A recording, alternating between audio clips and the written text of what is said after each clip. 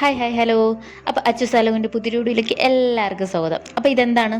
അമ്പലമാണല്ലേ. അപ്പോൾ നിങ്ങൾ ചോദിക്കും അത് കണ്ടറിഞ്ഞൂടെ? അപ്പോൾ ഇത് ഏത് അമ്പലം? ഇത് നമ്മുടെ തമിഴ്നാട്ടിലെ കന്യാകുമാരി ജില്ലയിൽ തിരുവട്ടാറുള്ള ശ്രീ ആദികേശവ പെരുമാൾ ടെമ്പിളാണ്. ശ്രീ ആദികേശവ പെരുമാൾ ടെമ്പിൾ എന്ന് വെച്ചാൽ എനിക്ക് ഭയങ്കര കുറേ നാളത്തെ ആഗ്രഹമാണ് കേട്ടോ. ഇവിടെ കേട്ടറിവ് മാത്രമേ എനിക്കുള്ളൂ, ഞാൻ പോയിട്ടില്ല. അപ്പോൾ എനിക്കിവിടെ വരണം എന്ന് ഭയങ്കര ആഗ്രഹമായിട്ടുള്ള ഒരിതാണ്. അവിടെ ഇത് നിങ്ങൾക്ക് കണ്ടാൽ അറിയാം, അവിടെ എൻട്രൻസ് മറ്റേ ടൈമിങ്സ് ഒക്കെ എഴുതിയിട്ടുണ്ട്. മോർണിംഗിൽ 5 മണി തൊട്ട് ക്ലോസിങ് ടൈം 12 മണി വരെയാണ് കേട്ടോ. അപ്പം അവിടെ ഇങ്ങനെ ഫുൾ ഒരു ഇതിപ്പോൾ എന്താണ് സ്റ്റോറി ഞാൻ പറഞ്ഞുതരാം. നമ്മളെ തിരുവനന്തപുരത്ത് നമ്മളെ സ്വന്തം പത്മനാഭസ്വാമി ക്ഷേത്രം ഉണ്ടല്ലോ, അതിൻ്റെ സെയിം ഡിക്റ്റോ ആണെന്ന് വേണമെങ്കിൽ പറയാം. കറക്റ്റ് അതിൻ്റെ ഒരു പ്രതിഷ്ഠയും കാര്യങ്ങളും എല്ലാം സെയിം ആണെന്ന് പറയും. ഇതാണ് അവിടുത്തെ എൻട്രൻസ് കേട്ടോ. ഇവിടെ കൂടി വേണം നമ്മൾ മുകളിൽ കയറി പോകാൻ. പിന്നെ മൊബൈൽ ഫോണൊന്നും അകത്ത് അലൗഡ് അല്ല. എങ്കിൽ പോലും എനിക്ക് പറ്റുന്ന രീതിക്ക് ഞാൻ കുറച്ചൊക്കെ എടുത്തിട്ടുണ്ട് കേട്ടോ. പക്ഷെ നിങ്ങളെയും കാണിക്കണ്ടേ, അതുകൊണ്ടാണ്. യെസ്. അപ്പോൾ ഇവിടുത്തെ നമ്മളെ തിരുവനന്തപുരത്ത് പത്മനാഭൻ്റെ അനന്തശയനത്തിലാണ് ഇവിടുത്തെ പ്രതിഷ്ഠയും ഉള്ളത്.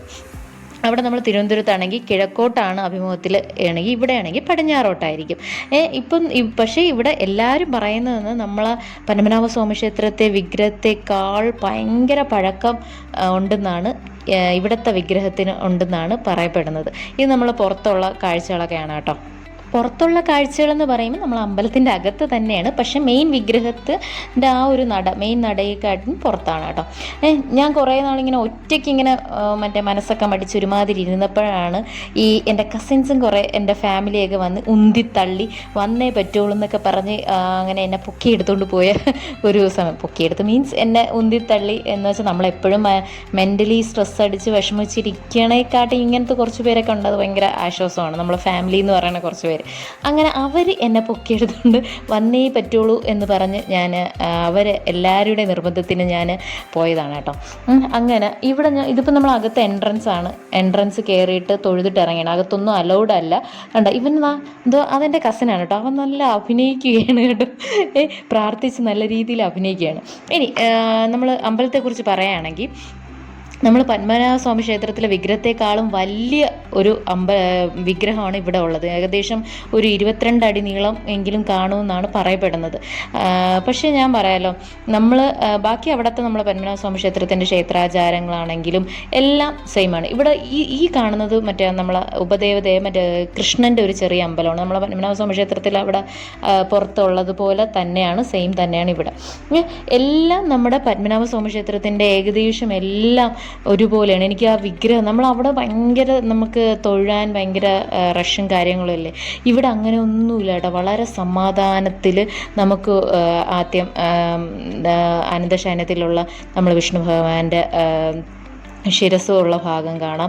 അങ്ങനെ 3 വാതിലുണ്ട്. അതുപോലെ സെയിം നമുക്കതുപോലെ സമാധാനത്തിൽ നിന്ന് തൊഴുത് ഇറങ്ങി എല്ലാ കാര്യങ്ങളും ദൈവത്തിനടുത്ത് പറഞ്ഞിറങ്ങാൻ പറ്റണ ഒരു കാര്യമാണ് കേട്ടോ. ഇത് അവിടുത്തെ കൊത്തുപണികളെന്ന് പറഞ്ഞാൽ സെയിം അത്രയും പഴക്കം ഉണ്ടെന്നാണ് പറയുന്നത് കേട്ടോ. ഇത് പിന്നെ കസിൻസ് അവരുടെ ഇടയിൽ കാണിക്കുന്ന കുറച്ച് കോപ്രായങ്ങളാണ് കേട്ടോ. ഞാൻ എടുക്കുന്നതെന്ന് കാണിച്ചപ്പോൾ അതാണ്ട ഇവൻ്റെ ഭക്തി തീർന്നിട്ടില്ല. പക്ഷേ സത്യം പറഞ്ഞാൽ മനസ്സൊരു കുളിർമ വന്നത്, ഒന്ന് എൻജോയ്മെൻ്റ് ആയത് ഇവരോട് പോയപ്പോഴാണ് കേട്ടോ. ബാക്കി കുഞ്ഞമ്മമാരൊക്കെ ഉണ്ട് കേട്ടോ. അവരെല്ലാവരും കൂടെയാണ് പോയത്. അപ്പം ഒരു മനസ്സ് നമ്മളൊന്ന് സ്ട്രെസ് അടിച്ച് ഭയങ്കര മടുത്തിരിക്കുമ്പോൾ ഇങ്ങനെയൊക്കെ എപ്പോഴും പോകുന്നത് നല്ലതായിരിക്കും കേട്ടോ. അപ്പം നമുക്ക് തന്നെ മനസ്സിലൊരു റിഫ്രഷ്മെൻറ്റ് നമുക്ക് വരും. സീരിയസ്ലി പറയാം, അത് വേറൊരു വൈബ്. നമ്മളെ സോളോ ട്രിപ്പ് വേറൊരു വൈബ്. അതുമാത്രമല്ല, നമ്മൾ ഈ ഒരു ക്ഷേത്രം എന്ന് വെച്ചാൽ നമ്മളെ കേരളീയ ക്ഷേത്രത്തിൻ്റെ തനി പകർപ്പ് എന്നാണ് പറയേണ്ടത്. അതുമാത്രമല്ല, ഈ ക്ഷേത്രത്തിൻ്റെ 3 വശങ്ങളിൽ 3 നദികളായിട്ട് നദികളുണ്ട് ചുറ്റപ്പെട്ട് കിടക്കുന്നതാണ് പറയുന്നത്. പിന്നെ ഇതിൻ്റെ ആധികാരികമായിട്ട് എനിക്ക് കുറേ കാര്യങ്ങളൊന്നും എനിക്ക് പറയാൻ അറിയില്ല.